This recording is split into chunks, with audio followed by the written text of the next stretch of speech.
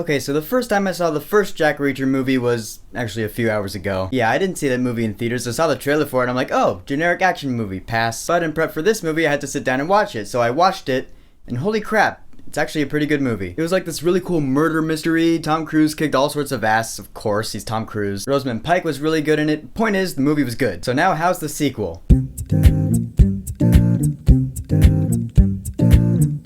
Jack Reacher. Never Go Back. So Jack Reacher Never Go Back, in case you couldn't tell, is a sequel to 2012's Jack Reacher film. It's based off of Lee Child's series of about 20 or so books by now.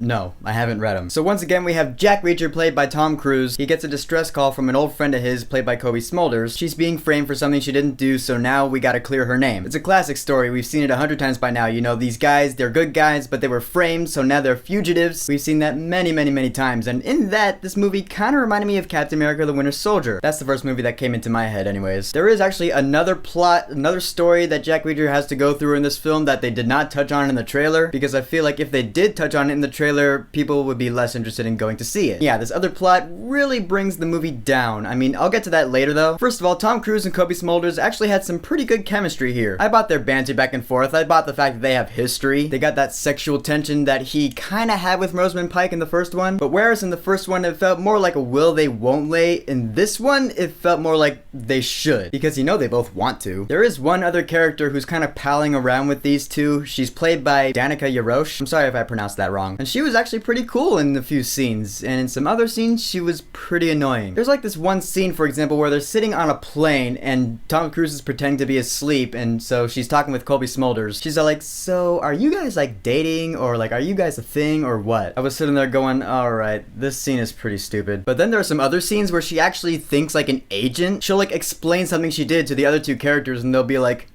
huh. And I'm not gonna lie, that was actually pretty cool. And yeah, the action in this movie was awesome, as was expected. Holy crap, Tom Cruise really knows how to throw down, and he does his own stunts. That's just incredible. This guy... Holy crap. I mean, he's fucking Tom Cruise. This guy's insane. He's what, in his 50s? And not only that, but just like in the first movie, some of the action in this film is pretty hilarious. These goons will just be in like a face-off against little Tom Cruise, and he'll be like, you know you guys are dead, right? It made me laugh. It was funny. Like, he'll walk up to a couple of guys, he'll be like, hi! It was great entertainment. That's, I think, where this movie really shined, with the action and with the characters.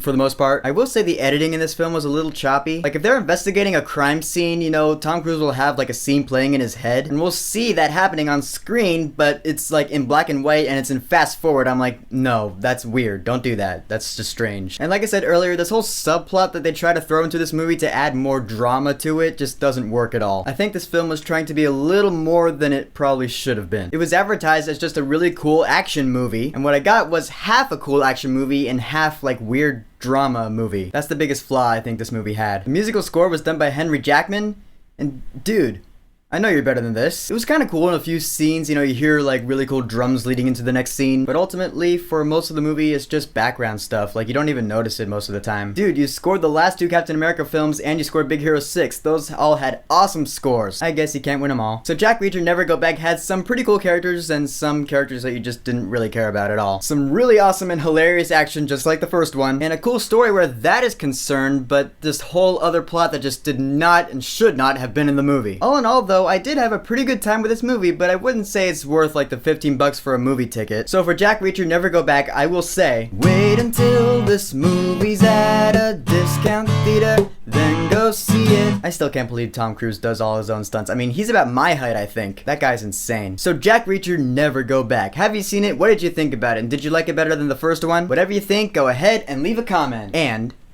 don't forget to subscribe. I had to do that.